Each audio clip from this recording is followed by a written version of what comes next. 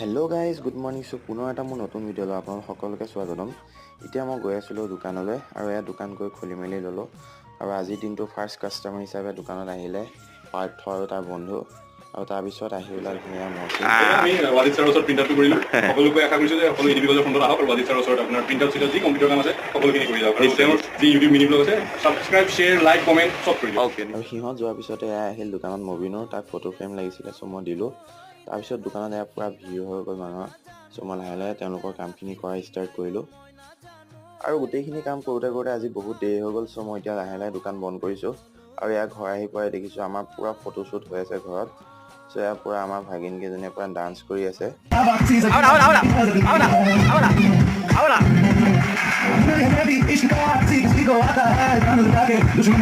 আৰু লাষ্টতে বা আৰু ভণ্টিহঁতে বৰকৈ জোৰ কৰাৰ কাৰণে সিহঁতকো ভিডিঅ' এটা কৰিলোঁ চ' আজি ভিডিঅ'টো ইমানতে শেষ কৰিছোঁ বাই বাই গাইজ